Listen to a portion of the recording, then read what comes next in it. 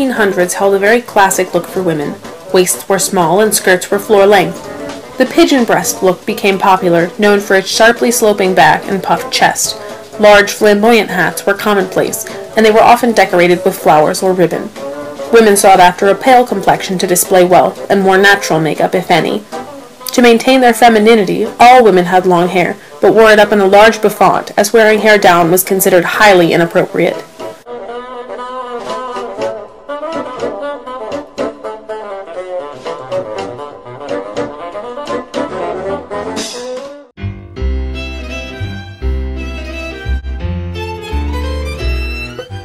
In the 1910s, the fashion turned towards a more natural, straighter silhouette as simplicity became desirous due to World War I. Women preferred freedom and convenience. Necessity was also a factor as money was going to the war effort, and women wanted working clothes rather than luxurious attire. The shoes were sensible and ordinary, and corsets became straight or S-shaped in moving toward a more natural shape. During the mid-1910s, skirts rose from just above the ankle to mid-calf, which was seen as patriotic and practical to many people. In the beginning of the decade, women wore their hair in a low pompadour, but soon shorter hair became popular.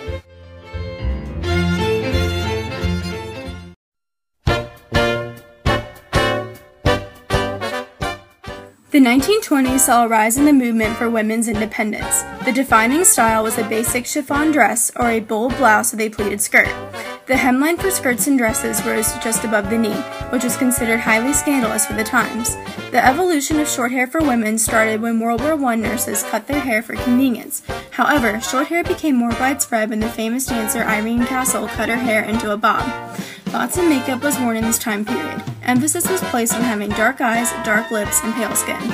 Most shoes of this time period had straps, so that women could dance in shoes without them falling off. Common accessories included beads, feathers, and lace.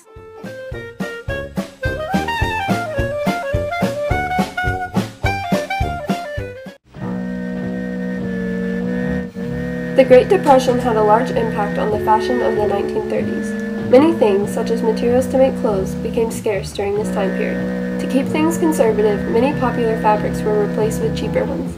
A lot of the clothes made a move toward ready-to-wear as opposed to homemade in an effort to conserve money and make clothes more readily available. There was nothing fancy about 30s fashion as the country was attempting to recover from economic turmoil. However, the 1930s brought about a renewal of the more feminine look. Sophistication and femininity were accented by a natural waistline and a move away from the boyish look of the 20s. Hair was kept very close to the head and natural makeup was most preferred.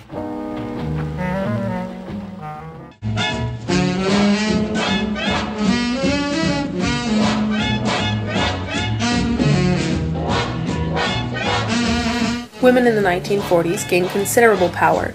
With the war going on, women took on factory jobs, so fashion became more business functional. Waists were small, but shoulders were broad and square. Dresses were modeled after war ration clothing, and well-tailored suits dominated the fashion world.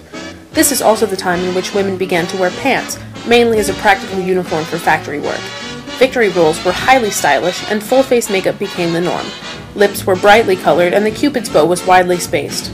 Eyebrows were well plucked, and the cat-eye look grew immensely in popularity.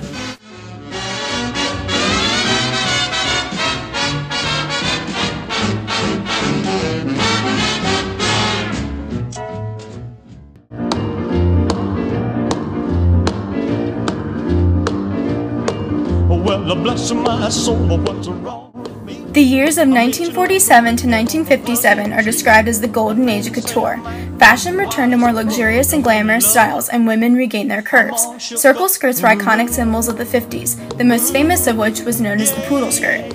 Short hairstyles were extremely popular during this time period.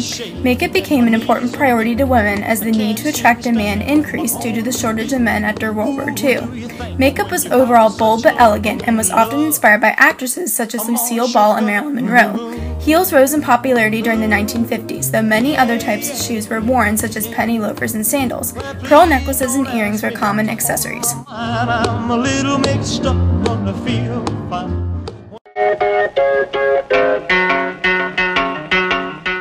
Early 60s fashion was very similar to that of the 50s, but fashion designers got bored as time wore on and decided to shake things up. The 1950s conservatism had bottled up so much energy that fashion in the 60s exploded with color, patterns, and less fabric. The miniskirt gained massive popularity, although skirts grew longer as the decade wore on. Waistlines disappeared, and dresses were boxy and shapeless, reminiscent of the 1920s. Hair was all about volume, and makeup was simple, with a large focus on deeply creased eyelids. Women's clothing became more masculine, while men's clothes became more feminine, a trend which continued well into the 1970s.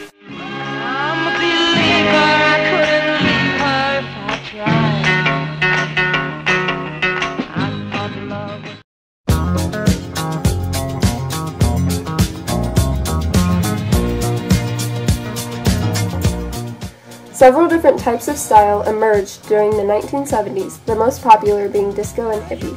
The hippie style was known for earthy tones and freely moving clothes. Brown boots and platform shoes were both very popular. Pants became very tight with a flare at the bottom, and shirts were colorful and loose. Floral patterns became common, and skirt hemlines moved to knee-length or lower. As women began to emerge in the workforce, pantsuits were a popular choice of attire. This movement in clothes mostly came about due to a wave of feminism that came upon the nation. Many political and economic freedoms came about for women, and the advertising wanted to appeal to the newly liberated female.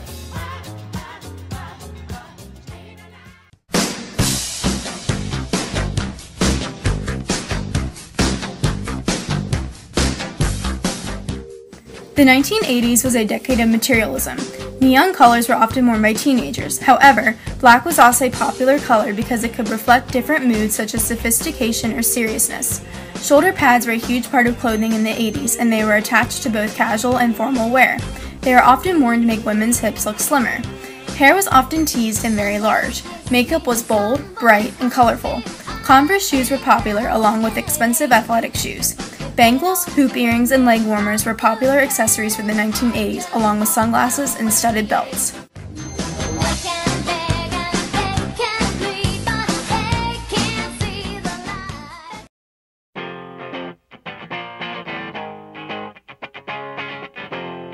The 90s took a turn towards more of a grunge era. Many teenage girls would take any baggy shirts or flannel found in their dad's closet. Worn and faded jeans with holes became the go-to pants. Turtlenecks and oversized tops were extremely common, while industrial and military styles arose. For the most part, women opted for natural makeup and messy hair. Punk also became a big style of the 90s, as teens felt that it was a way for them to outwardly rebel. The era of grunge and punk was mainly influenced by cultural icons of the time, such as Seattle and Radiohead. However, as the 90s began to end, looking rich became more common and popularity became dependent upon dressing wealthy.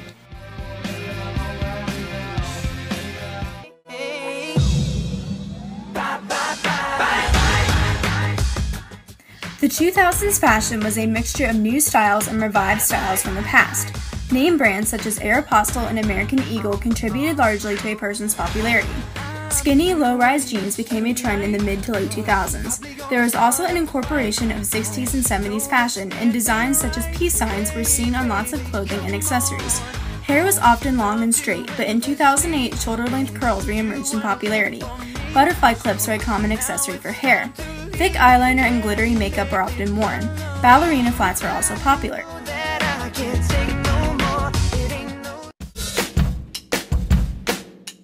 Modern-day fashion is a unique blend of many decades, as modern designers often borrow from past trends. High-waisted pants have begun to come back, and winged eyeliner has regained major popularity. Cropped, graphic, and flannel shirts are very common, and modern style is low-key and relaxed. Leggings and skinny jeans are closet staples, and infinity scarves have become a major trend. In recent years, thick, angular eyebrows have grown in popularity, and makeup in general is very defined and angular. Knee-high boots have become common, as well as canvas shoes like Vans or Converse. Although there are some definite trends, modern fashion is a unique, varying mixture of decades past.